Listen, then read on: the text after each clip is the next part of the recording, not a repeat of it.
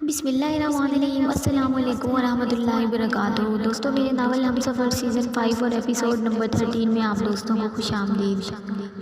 اگر آپ میرے چینل پر نئے ہیں تو چینل کو سبسکرائب کریں اور ساتھ میں لگے گھنٹی کے بٹن کو ضرور دبائیں تاکہ ہر نئی ویڈیو کا نوٹیفیکیشن آپ دوستوں تک سب سے پہلے پہنچ سکے۔ دوستوں، ویڈیو اچھی لگے تو اسے لائک اور اپنے دوستوں کے ساتھ شیئر بھی لازمی کیا کریں۔ مراد پکڑو بھائی کو گاڑی میں بٹھاؤ۔ ارحان نے مراد کو آواز دی تھی۔ مراد نے اور اس نے پکڑ کر اذہان کو گاڑی میں بٹھایا تھا۔ ارحان کی گود میں اذہان کا سر تھا۔ مراد ڈرائیونگ سیٹ پر بیٹھا۔ بھائی اٹھے نہ ہوش کریں۔ وہ اس کے نرم ہلکے ہلکے بالوں والے ہاتھوں کو اپنے ہاتھوں میں لے کر سہلا رہا تھا اور اذہان کی آنکھیں ہنوز بند تھیں۔ مراد نے چور نظروں سے اپنے چھوٹے ملک صاحب کو دیکھا تھا۔ کیا دنیا میں مکافات عمل کا دائرہ اتنی جلدی مکمل ہو جاتا ہے؟ مراد نے نم آنکھوں سے سوچا۔ بے شک اللہ اپنے بندوں کے حقوق کبھی معاف نہیں کرتا۔ ایسا ہی تو تھا کل تک جب جو ایک نہتی لڑکی پر ظلم ڈھا رہا تھا وہ آج ہوش و حرد سے بیگانہ اسی کے لیے تڑپ رہا تھا۔ مراد نے اپنے چھوٹے ملک کے اور اس لڑکی کے ساتھ ہر لمحہ گزارا تھا اور وہ دیکھا تھا حق نواز اور فقیرہ بھی تو اس ظلم کی بھیڑ چڑھ کر قید میں بند تھے اور آج وہ لڑکی اتنی اہم ہو گئی تھی کہ وہ اس حالت تک پہنچ گیا تھا۔ بے شک دلوں کو دھڑکانے والی خدا کی ذات ہے۔ عام کو خاص اور خاص کو عام کرنے کا فن اس رب کی ذات کو ہے۔ وہ جسے چاہتا ہے عزت دیتا ہے اور جسے چاہتا ہے ذلت۔ اور رب نے اس لڑکی کی عزت کیا ہے، اس لڑکی کی حیثیت، اس کے احساس کو اس کے چھوٹے ملک صاحب کے لیے دیوانگی بنا دیا تھا۔ اس نے دائیں ہاتھ کی ہتھیلی سے اپنی نم آنکھوں کو صاف کیا تھا کہ دھندلی ہو گئی تھی اور وہ ڈرائیونگ کرنے میں مسئلہ ہو رہا تھا۔ نوفل نے اس کا بی پی چیک کیا تھا جو لو ہونے کی وجہ سے اسے چکر آیا تھا اور بے ہوش ہو گئی تھی۔ وہ اس کے منہ پر پانی کے چھینٹے مار رہا تھا۔ ارحان نے گاڑی میں پڑی پانی کی بوتل سے چند چھینٹے لے کر اس کے منہ پر پھینکے تھے۔ بھائی ہوش کریں، وہ چھینٹے مارتے ہوئے کہہ رہا تھا۔ زارا پلیز ہوش کرو۔ علیحہ باقاعدہ رو رہی تھی۔ اذہان نے لمبا سانس لے کر آنکھیں کھولی تھی۔ زارا، اس نے تڑپ کر پکارا تھا جیسے بے چین نگاہیں بس اسے ہی ڈھونڈنا چاہتی ہوں۔ آپ ٹھیک ہیں بھائی؟ اس نے اس کا ٹشو سے منہ صاف کرتے پوچھا اور اذہان نے اس کی کسی بھی بات کا جواب دیے بغیر آنکھیں بند کر لی تھی۔ اس وقت اسے بس ایک ہی چیز کی شدت سے طلب تھی اور وہ تھی زارا درین۔ وہ نہ کسی کو سننا چاہتا تھا نہ دیکھنا چاہتا تھا۔ آنکھیں بند کیے اندھیرے میں اس کی زارا کی تصویر ابھری تھی۔ اس نے اس تصویر کو مسلسل دیکھنے کے لیے پھر پورے راستے آنکھیں نہیں کھولی تھیں۔ ہم کہاں اور تم کہاں جانا ہے، کئی ہجر درمیاں جانا، رائے گاں وصل میں بھی وقت ہوا، پر ہوا خوب رائے گاں جانا، میرے اندر ہی تو کہیں گم ہے، میرے اندر ہی تو کہیں گم ہے، کس سے پوچھوں تیرا نشاں جانا، عالم بے قراں رنگ ہے تو، تجھ میں ٹھہروں کہاں کہاں جانا، میں ہواؤں سے کیسے پیش آؤں، میں ہواؤں سے کیسے پیش آؤں، یہی موسم ہے کیا وہاں جانا، روشنی بھر گئی نگاہوں میں ہو گئے خواب بے اما جانا، درد مندہ کوئے دلداری گئے غارت جہاں تہاں جانا، اب بھی جھیلوں میں عکس پڑتے ہیں، اب بھی جھیلوں میں عکس پڑتے ہیں، اب بھی نیلا ہے آسماں جانا، ہے جو پرخوں تمہارا عکس خیال، زخم آئے کہاں کہاں جانا۔ اتنی شدت سے اس نے آنکھیں میچی ہوئی تھی کہ جیسے ان کو حرکت دی تو سارا فسوں ختم ہو جائے گا، اور ارحان کو لگا تھا کہ وہ اب سونا چاہتا ہے، اس لیے اس کے بالوں میں انگلیاں چلاتے اسے سکون پہنچا رہا تھا۔ زارا نے بھی لمبا سانس لے کر آنکھیں کھولی تھی۔ اذہان، اذہان، اس نے تڑپ کر پکارا تھا۔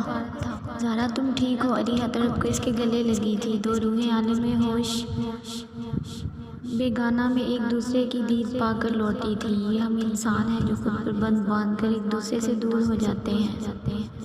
نفرت اور انا کی سرد جنگ ہوئی ہے، مگر وہ اللہ ہے، وہ کبھی بھی اپنی روحوں کو نہیں تڑپاتا اور وسیلے بنا دیتا ہے۔ جب بات پاک محبت کی ہو تو وہ وسیلے بھی بناتا ہے اور راستے بھی دکھاتا ہے، منزلیں اپنا تعین خود کرتی ہیں۔ پھر محبت اپنے اندر ملین ٹریلین بستریاں لیے بیٹھی ہے۔ اس عشق کے اتنے رنگ ہیں کہ شاید اس احساس کو چھونے میں ہزاروں جنم لینے پڑیں، پھر بھی ہم اس کا 1% بھی نہ جان پائیں۔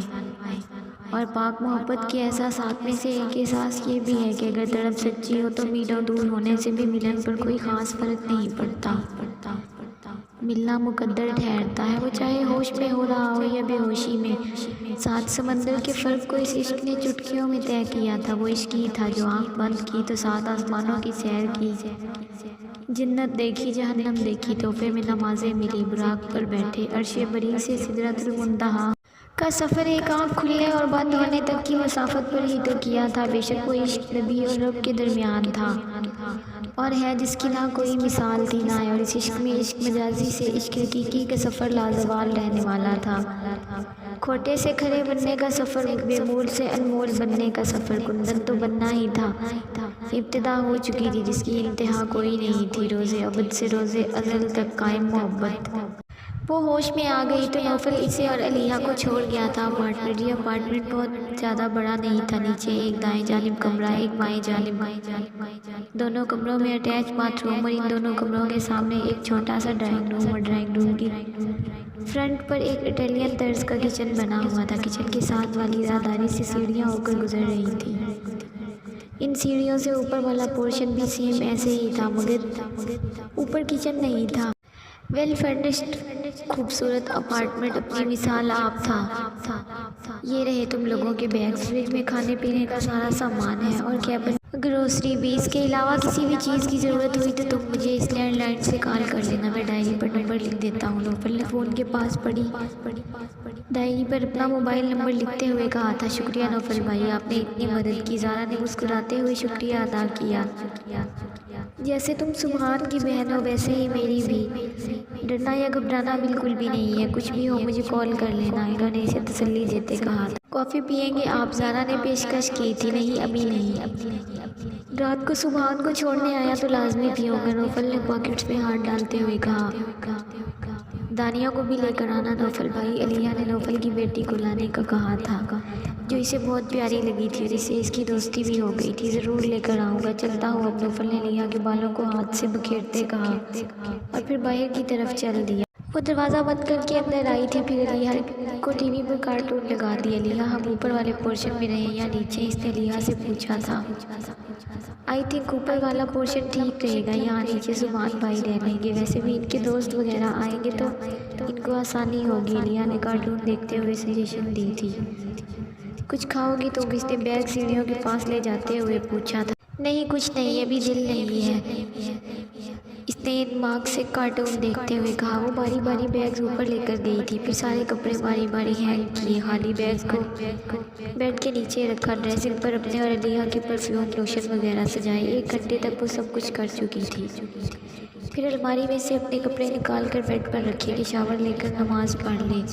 پرسوں سے وہ اسی سوٹ میں تھی جو اسے اذہان نے منگوا کر دیا تھا۔ ان کے بیگز بھی مائدہ نے پیک کر کے بھجوائے تھے۔ ڈریسنگ کے سامنے کھڑے ہو کر دوپٹہ اتار کر اس نے بالوں کی چٹیاں کھولی، ایک دم نظر گردن پر بنے مارک پر گئی تھی۔ شدت سے اس وقت والا اذہان کا جنون آنکھوں کے سامنے لہرایا، 2 موتی ٹوٹ کر گالوں پر گرے تھے۔ اسے یاد آیا تھا جب وہ اس چھوٹے ڈریس کے ڈیپ گلے سے اپنے آگے اور پیچھے سے اپنے حسن کی نمائش کو چھپانے میں ناکام ہو رہی تھی۔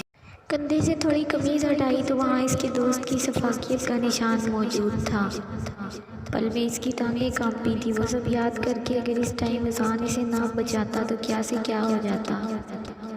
اس ٹائم وہ کیسے اس کا مسیحا بنا، اس کے جسم کو اپنی باہوں میں چھپاتا، اسے پروٹیکٹ کر رہا تھا۔ اس نے آگے سوچنے کی کوشش بھی نہیں کی تھی۔ چلتے چلتے وہ گلاس وال کی بنی کھڑکی کے پاس آئی، پردے ہٹائے تو دیکھا روئی کے گالے آسمان سے زمین پر گرتے دنیا کا حسین منظر پیش کر رہے تھے۔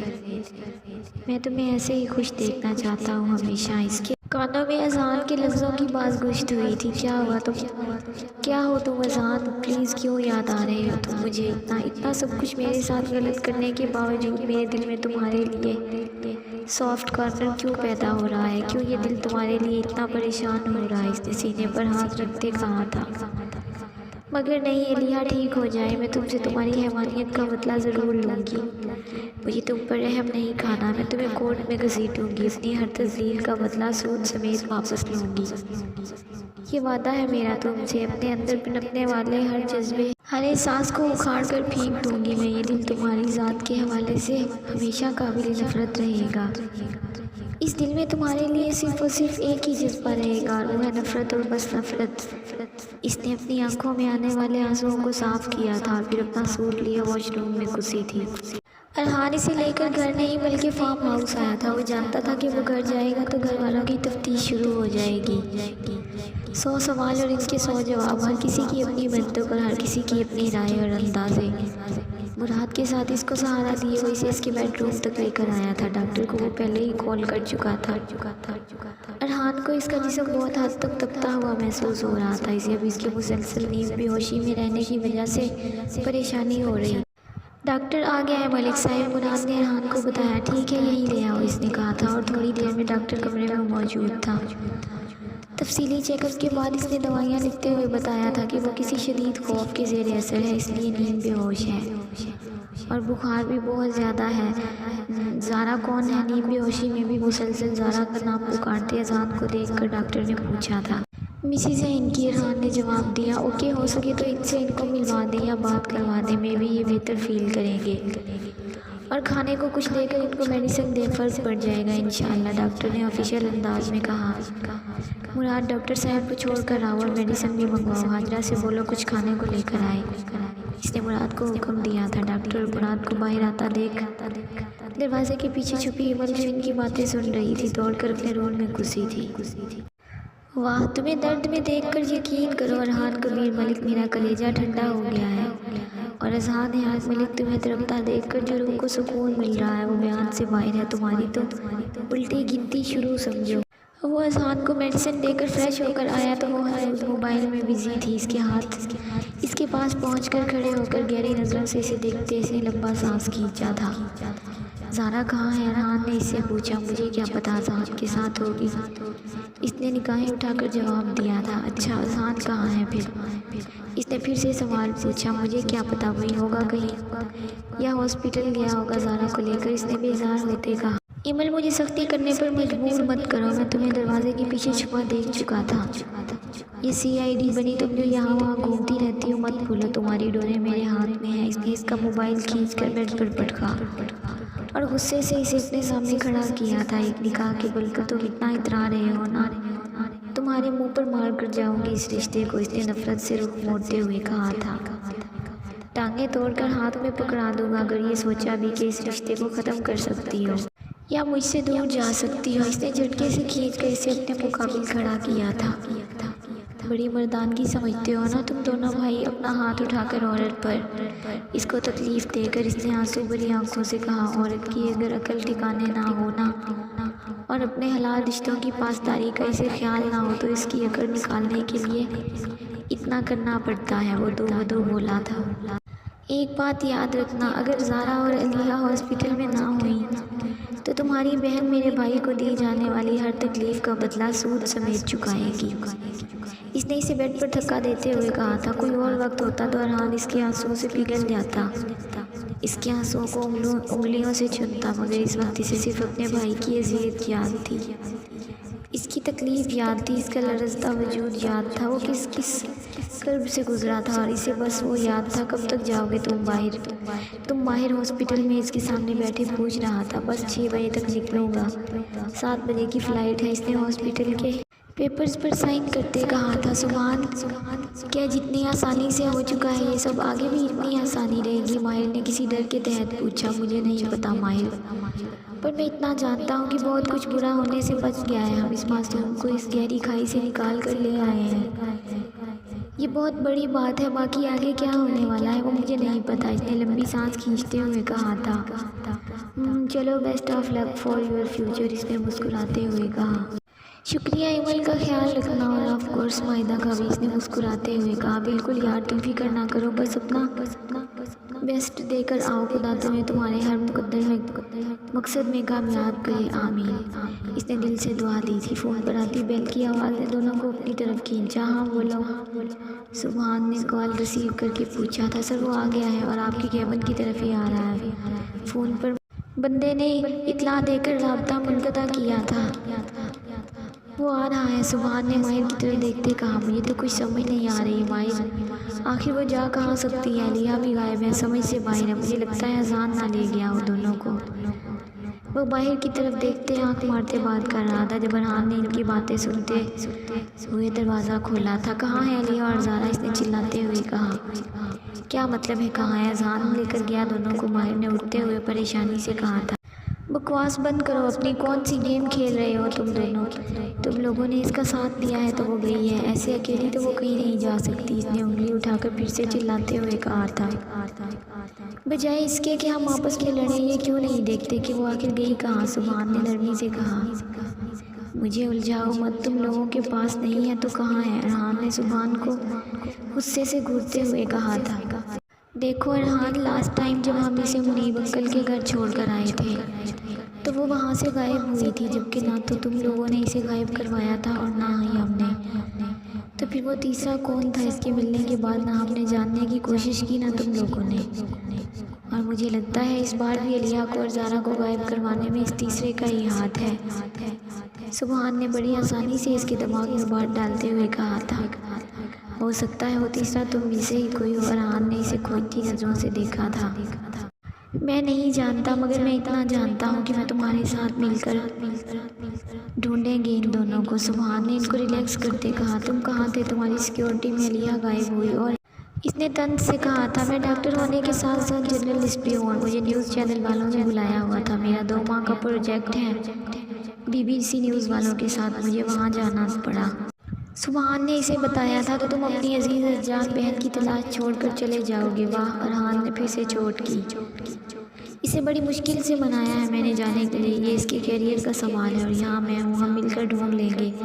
ماہر نے اسے کہا تھا۔ مجھے کسی سہارے کی ضرورت نہیں ہے، میں خود ڈھونڈ سکتا ہوں، اور دوسری بات، اگر اس سب میں تم لوگوں میں سے کسی ایک کا بھی ہاتھ ہوا تو جتنا میرا بھائی تڑپا ہے اس سے ڈبل تڑپو گے تم، یاد رکھنا۔ وہ صاف الفاظ میں دھمکی دیتا وہاں سے واک آؤٹ کر گیا تھا۔ اسے جو کرنا ہے کر لے، اب اس کی کسی بھی دھمکی کا اثر نہیں ہونے والا، خالی دیوار سے سر پٹکیں گے اب یہ لوگ انشاءاللہ۔ سبحان نے ہنستے ہوئے کہا۔ میں چلتا ہوں، پھر ہوگی ملاقات زندگی رہی تو۔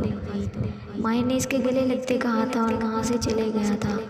حالت غنودگی میں وہ مسلسل زارا کو پکار رہا تھا۔ اس کے کمرے سے آتی آوازوں پر ایمن نے بے چینی سے پہلے بدلا۔ وہ اس کے کمرے کے سامنے سے گزر رہی تھی جب اس نے اسے زارا کو پکارتے سنا تھا۔ وہ کمرے میں آ گئی تھی، اسے خوشی تھی کہ اذہان حیات ملک تڑپ رہا ہے، مگر اندر ہی اندر اسے اس کا ضمیر ملامت کر رہا تھا۔ ایمن، ایک بات ہمیشہ یاد رکھنا، ہم اچھے کے بدلے میں اچھا تو دل سے کرتے ہیں، بغیر کسی منافقت کے اور سچے دل سے، مگر میری جان، اصل امتحان پتہ کب شروع ہوتا ہے؟ جب ہم برے کے بدلے میں اچھا کریں۔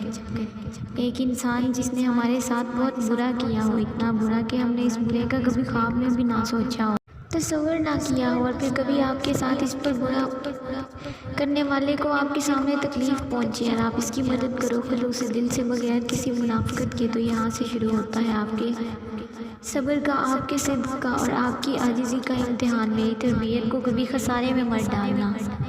اسے اپنے بابا کے کہے گئے جملے یاد آئے تھے۔ یہ جملے انہوں نے تب کہے تھے جب وہ 5ویں جماعت کی طالب علم تھی، اور اس نے گھر آ کر بتایا تھا کہ اس کی کلاس فیلو نے اس کی کاپی کا پیج پھاڑ دیا تھا، اور پھر کچھ دیر کے بعد اس کی کلاس فیلو گری تو ایمن نے اسے اٹھایا نہیں، بچایا نہیں، کیونکہ اس نے اس کے ساتھ برا کیا تھا۔ ایمن نے شدت سے وہ سب یاد کرتے آنکھیں بند کی تھی۔ میں آپ کی تربیت کو کبھی خسارے میں نہیں ڈالوں گی بابا، کہتے اس نے اپنے قدم اذان کے کمرے کی طرف بڑھائے تھے۔ وہ اس جون کی گرمی میں بھی 2 کمفرٹر لیے کانپ رہا تھا، چہرے پر جا بجا خراشیاں تھیں اور سر پر سفید پٹی بندھی تھی۔ پٹی پر موجود بالوں کی لٹیں اس کی معصومیت میں مزید اضافہ کر رہی تھی۔ اس کو دیکھ کر کوئی یہ سوچ بھی نہیں سکتا تھا کہ اس نے ظالم بننے کے، سفاکیت دکھانے کے سارے ریکارڈ توڑ ڈالے تھے۔ اگر اس کا کوئی بھائی ہوتا تو شاید وہ اس جیسا ہی ہوتا، اتنا ہی خوبصورت۔ اس نے دل سے اپنے بھائی کی خواہش کی تھی، اگر میرے سگے بھائی سے اذہان جیسی ہی غلطی سرزد ہو جاتی تو کیا میں اسے کبھی معاف نہ کرتی؟ اس نے دل میں سوچا تھا، نہیں، میں اپنے بھائی کو کبھی نہ کبھی تو ضرور معاف کر دیتی۔ شاید وہ وقتی ناراضگی کے بعد یا پھر اسے سمجھانے کے بعد ہم لوگ دوسروں کے معاملے میں اتنے سخت ہر طرح کی سزا دینے کے قائل ہوتے ہیں اور ہم اپنے سگے رشتوں کے بارے میں اتنے نرم ہوتے ہیں کہ وہ 7 خون بھی کر دیں تو انہیں وہ بھی معاف کر دیں ہمارے نام نہاد رسول نے۔ اس نے اپنے خیالات کی تردید کی تھی۔ زہرا مت جاؤ، میں کہہ رہا ہوں وہ لوگ تمہیں چھین لیں گے مجھ سے، پلیز۔ وہ بڑبڑا رہا تھا، مجھے مت دفن کرو، ہٹ جاؤ پیچھے۔ دادو مالک رحم کر مجھے یہاں سے نکالو زہرا۔ وہ کبھی کوئی جملہ ادا کرتا تھا، کبھی کچھ کہتا تو کبھی کچھ، مگر ان سب لفظوں کا حاصل اور ان سب لفظوں کا اختتام صرف ایک لفظ پر ہوتا تھا اور وہ تھا زہرا۔ ایمل نے بڑی مشکل سے لڑکھڑاتی زبان سے بھائی کا لفظ ادا کیا تھا۔ وہ نہیں جانتی تھی کہ اس نے اسے بھائی کیوں کہا، مگر اپنے منہ سے نکلے لفظ بھائی پر اب وہ پچھتانا نہیں چاہتی تھی۔ وہ بار بار اسے پٹیاں کر رہی تھی، اس کے بڑبڑانے میں شدت آ رہی تھی۔ جو جملے وہ ادا کر رہا تھا ان کو ایمل سمجھنے سے قاصر تھی۔ وہ نہیں جانتی تھی کہ اس کے ساتھ ایسا کیا ہو گیا ہے کہ وہ اس حد تک اپنا آپ چھوڑ چکا ہے۔ ایک رات نے اسے صدیوں کا مسافر بنا دیا ہے۔ ایسا کیا ہو گیا تھا؟ کون سا ایسا لمبا سفر کر کے آیا ہے کہ جس کی تھکاوٹ اس کے جسم کے پور سے واضح ڈھلک رہی تھی؟ اتنا تو وہ جان چکی تھی کہ وہ اس کی بہن کے عشق میں مبتلا ہو گیا ہے، اس حد تک کہ عالم بے ہوشی میں بھی وہ اسے ہی پکار رہا۔ اس نے اب اس کے ماتھے کو ہاتھ لگا کر دیکھا تھا۔ تھوڑا سا فرق آیا تھا اس کے بخار میں، اس کے بڑبڑانے میں۔ حاجرہ آنٹی آپ ایسا کریں، یہ پانی تبدیل کر کے لا دیں، وہ بھی حاجرہ کو کہہ رہی تھی جب ارحان دونوں ہاتھ باندھے اس کے سامنے کھڑے ہو کر اسے بڑے انہماک سے دیکھ رہا تھا۔ وہ بغیر کچھ کہے اس کی طرف دیکھے دوبارہ سے اذان کے ماتھے پر پٹی رکھ رہی تھی۔ اس سخاوت کی وجہ جان سکتا ہوں، اس نے اب اس کے سامنے بیٹھتے ہوئے کہا تھا۔ مجھے نہیں پتا، میں بس ان کے دروازے کے سامنے سے گزر رہی تھی، مجھے ان کے بڑبڑانے کی آواز آئی۔ یہ تکلیف میں تڑپ رہے تھے اور میرے دل نے کہا کہ مجھے ان کی تیمارداری کرنی چاہیے۔ اس نے بغیر کسی بھی لگی لپٹی کی سر جھکائے اذان کو پٹیاں کرتے کہا تھا۔ ارحان نے بڑے غور سے اس پاگل لڑکی کو دیکھا تھا جو نفرت کے باوجود اس کے بھائی کی تکلیف پر تڑپ اٹھی تھی۔ انسان ایک وقت میں ایک کام کر سکتا ہے، یا محبت یا نفرت۔ تم مجھے بتاؤ ایک وقت میں دونوں کام اتنی آسانی سے کیسے کر لیتی ہو؟ وہ اس کے سر پہ کھڑا ہوا پوچھ رہا تھا۔ میرے بابا کہتے تھے اصل امتحان آپ کا تب شروع ہوتا ہے جب آپ اپنے ساتھ برا کرنے والے کے ساتھ ضد کے دل سے اچھا کرو، اور میں اپنے بابا کی تربیت خسارے میں نہیں ڈال سکتی۔ مجھے نہیں پتا، مگر اگر میرا سگا بھائی ایسا کوئی جرم کرتا تو میں اس سے وقتی ناراض ہو کر اسے معاف کر دیتی، تو پھر انہیں کیوں نہیں؟ مجھے لگتا ہے یہ اپنے حصے کی سزا کاٹ رہے ہیں، اس نے نم آنکھوں سے کہا تھا۔ اور ارحان کا دل چاہا تھا اتنا معصوم دل رکھنے والی کے صدقے والی جائے۔ اس نے اس کے قریب ہو کر جھک کر اس کے ماتھے پر لب رکھے تھے۔ اس کے پاس الفاظ نہیں تھے اس کو کچھ کہنے کے۔ شکریہ جانے ارحان، اس نے ان کے کان کے پاس سرگوشی کرتے ہوئے کہا، اور حاجرہ کے سامنے ارحان کی اس حرکت پر وہ کانوں تک سوکھ گئی تھی۔ آر یو بلیشنگ ڈیڈ جیلی، اس نے سیدھے ہوتے ہوئے آنکھ لنک کرتے کہا، طرف دیکھتے ہوئے کہا تھا، اور اس نے اپنی بڑی بڑی آنکھیں باہر نکال کر غصے سے اسے گھورا اور دل سے ہنسا تھا۔ تم ریڈی ہو؟ اسے ڈیلیٹن کی کال موصول ہوئی تھی۔ ہاں بس میں نکل رہی ہوں، تم وہیں ہو؟ اس نے ڈیلیٹن سے پوچھا۔ ہاں میں قریب ہی ہوں، تمہیں پلان یاد ہے نا؟ ڈیلیٹن نے تصدیق چاہی تھی۔ ہاں مجھے یاد ہے، میں بار کی بیک سائڈ پر جمنائے کا دھیان بھٹکا کر اسے کسی بھی طرح ٹاور والی سائڈ پر لے جاؤں گی، اور وہاں تمہارے ہائر کیے گئے گنڈے اس کی چٹنی بنا دیں گے، اس نے مسکراتے ہوئے کہا تھا۔ بالکل، اس دوران میں ایبک کی چٹنی بناؤں گا اور بینس کے سامنے اسے سچ اگلواؤں گا، اس نے چہکتے ہوئے کہا تھا۔